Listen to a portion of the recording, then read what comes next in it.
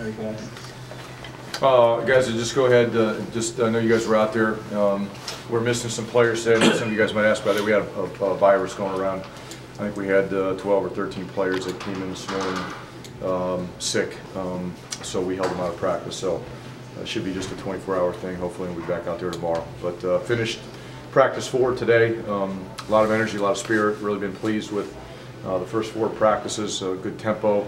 Good work. Got a long way to go, but really like the way the guys are working. We got one more tomorrow, and then we're off for spring break, and we'll get back after it for the next part of the spring practice after spring break. You're a little more of the quarter way through, right? 15. After tomorrow, we'll be a third of the way. Yeah, we'll have 5 in. So, you know, what you wanted to do in those first few practices, what you have done, what have you guys accomplished? Well, we practiced and we worked, and we've gotten better at some things, but. You know, we're heavy into install right now. We installed some red zone stuff on both sides of the ball for the first time today. And anytime you do that, it's not necessarily as clean as you want it, but that's why you practice. And we've got some really good situation work the last 2 days. Monday was a third down install, so we did a lot of third down work. Today was some red zone, and tomorrow we get a chance to scrimmage. Has there been any guys who really caught your eye for your first 4 practices? There's some, yeah, there have been. There have been some guys that have been around for a while. Like Tyreek Maddox-Williams, he's looking really good at practice. He's a guy that's been around now for a while. He played a bunch last year. He's looking really good. He's comfortable. He's playing fast. 03 Olakunle is another linebacker that played a lot last year.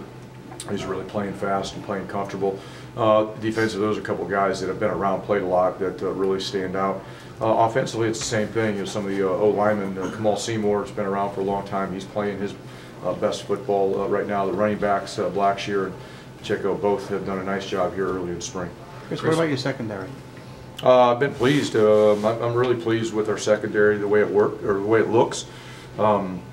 Avery Young has done a great job. He played a lot of games last year. He's in his first spring practice, and he's doing great.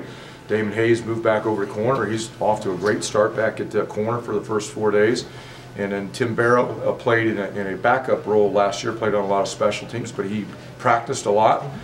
He's out there getting the majority of the reps with the ones and doing a nice job. And Christian Isian is a guy that's played strong safety here the first 4 days, and he's been doing a really good job. But I'm really pleased with those guys. That's not the set secondary, but those are the guys that have been taking the majority of the ones here with the first 4 days of practice. Back to Tyreek, do you see a big difference in him? Because I know last week he's coming off the ACL, maybe a year into that rehab process? Yeah, I mean he's played a lot of football. He's been around here a lot. You know, his freshman year, you know, he played quite a bit. He got hurt and played a lot last year. And he's just a product of player development and experience. And he's one of the most comfortable players out on the field on both sides of the ball because he's played the most. I think it has a lot to do with just his confidence and knowing what he's doing, and he can really detail things out right now. Chris, John McNulty said the other day that he was very optimistic that Raheem and Isaiah could take significant steps forward and be major pieces of the offense. What have you seen out of those two since the end of last season? Well, last year they were major pieces of the offense, and don't anticipate that being any different as we move forward. Those are 2 of the best players that we have on the team, and they're going to bring a lot to the table, both at running back, a little bit at slot, and they're going to do, you know, a bunch of things for us offensively. But what we need to do is get some explosive plays out of those guys. It's really the next step. I mean, they had some last year. We need more out of those 2 players. They have the ability to do that, and that's really what we want to see this spring is get some more explosive plays, be a little more versatile and play multiple spots, and then also improving their pass protection because it's no secret that's an area that we've talked a lot about to improve our pass game, and they're involved with that. You know, we've got to get that shored up too. How difficult is it going to be to kind of replace Jonah at right guard? Nick Crimmins in there right now. He's doing a hell of a job.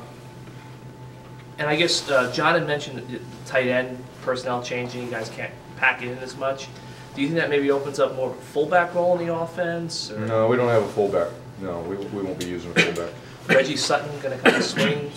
Like I know you guys using the blocking tight end. Yeah, I'm not going to get into what things we're doing offensively, but Reggie has been getting reps at tackle.